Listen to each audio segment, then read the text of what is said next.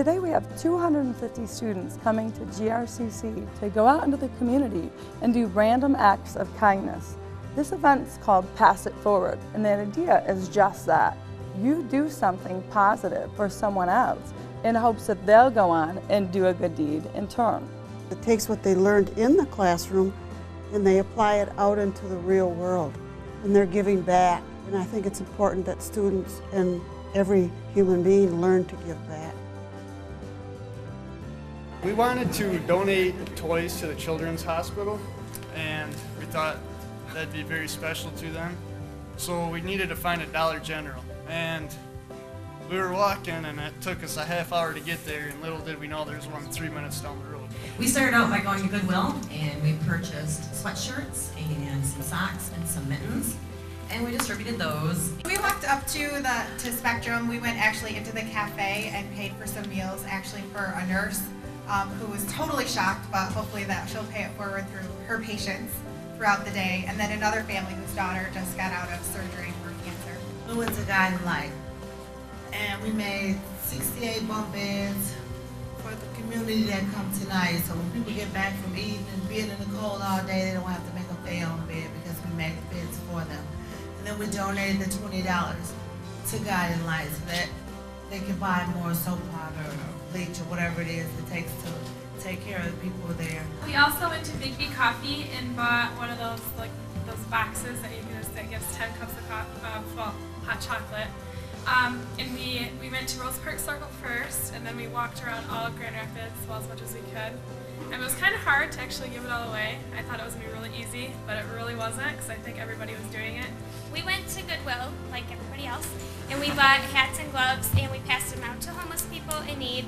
And we also had a group member who had coats and stuff in her car that she had intended to donate, but hadn't done so yet, so we had a little bit more stuff. Along the way we stopped and bought some coffee and handed it out. Somebody asked for a bottle of water, we gladly bought that. Paid for some gas. We went to the Hope Lodge, and we made some beds. We went through their food pantry, and they gave us a list of items that were needed for their community. They're encouraged to bring their own food, but if they don't, just by donation is what they're given. So some of us went to the grocery store and bought some food for the pantry. We bought $4 or $5 gift cards, and we just ran back to the nearest place where we could find someone that probably needs it. So we found 3 homeless people, and we gave them the gift cards. We went to the women's clinic, and they were actually having a parent seminar there. So we helped out with some kids, and what impacted me the most, there were a few special needs kids, and we could actually play with them and interact with them. We decided to go over to Goodwill, and the plan was just to try to buy some gloves and hats and then just go pass them out to people either standing at Dégagé or God's Kitchen or something like that.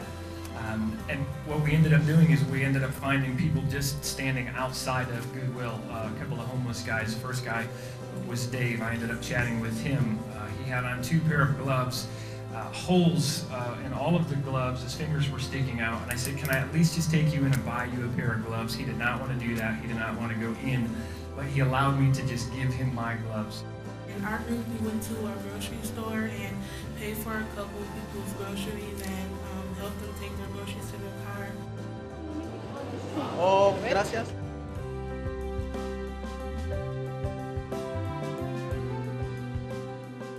This is really a perfect event for us because GRCC works to educate our students and GRCC works to serve the community. And this is a perfect blending of those 2 ideas.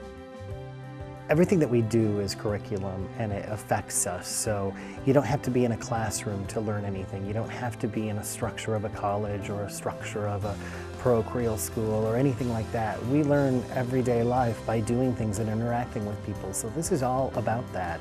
And the lessons that we can take away from it are the lessons of humanity, that we can touch another individual's heart and soul by looking them in the eye and doing something kind for them, and in return ask them to do something else, and then it spreads. I can't think of a better lesson than that. We went into Goodwill. We took Timothy in with us. That was the guy we bought the coat and the hat for. And we were ringing it up, and they were all standing there watching this transaction take place. And the coat was $9, and the hat was $1. And we got outside, and the whole time Timothy is just going, "That's too much money. That's too much money. You shouldn't be spending that much money on me." And I said, "No, it's the perfect price. Don't worry about it." And when we got outside and Timothy and us parted ways, one of the young men here said, "You know what? I never thought I would ever be doing anything like this." He said, "My coat cost $200. That guy was freaking out about $9. So it affected our group and it affected the young man here in a pretty significant way, just to see that kind of stuff that happens in our world. So it was very good for us. We all had great ideas of what we wanted for the children. Everybody pitched in and spent their own money. It's easier to pass it forward as a group.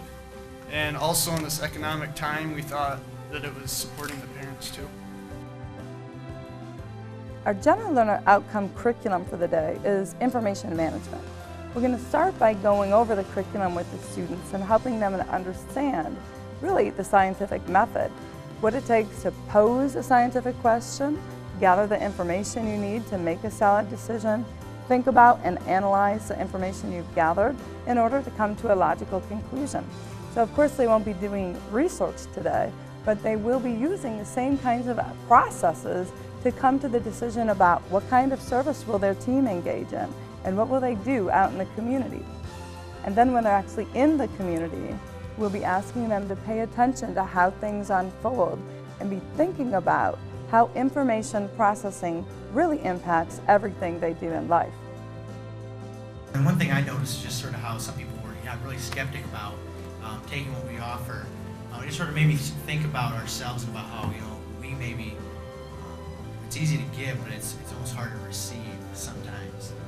We related to the general learner outcome of personal skills, and then one of those is the ability to understand and manage change. Obviously, a big change in life is being to go through chemotherapy, and I believe you went through. Yep. And having the whole community there at Hope Lodge is a very, they don't put TVs in the rooms, they put it out in the open. So everyone, comes together as a group and they help each other out. The students who come to the event are studying different topics. Some are in psychology, some business, some nursing.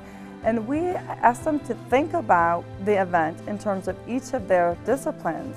But then we also ask them to think from an interdisciplinary perspective and to think about how information crosses the boundaries of different disciplines and how we can use the knowledge from one discipline to support learning in another. Our area was nursing, and providing these people with hats, gloves, coats, it's not really about just keeping them warm. For us as nursing students, it's primary prevention care, preventing them from frostbite, hypothermia, especially the older homeless people. When you get older, you can't regulate your body temperature nearly as much, so it really is a health care concern as well, especially being in Michigan and as much time as they spend outside. It's really important. We kind of brainstormed together, why is criminal justice, or how can we tie criminal justice in on this Pass It Forward?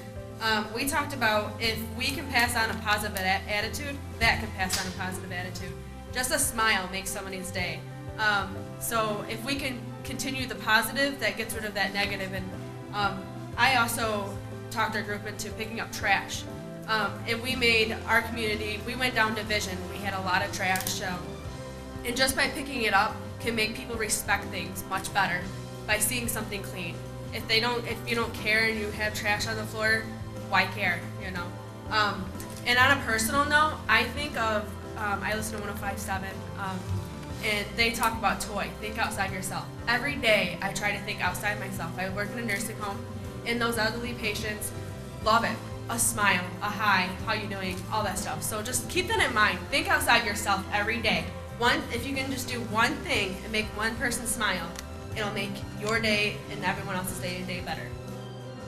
It's great to have everybody coming together and participating, and for me it's good to have everyone realize the often overlooked potential we all have as individuals to improve the quality of lives of others and improving our own just in doing so.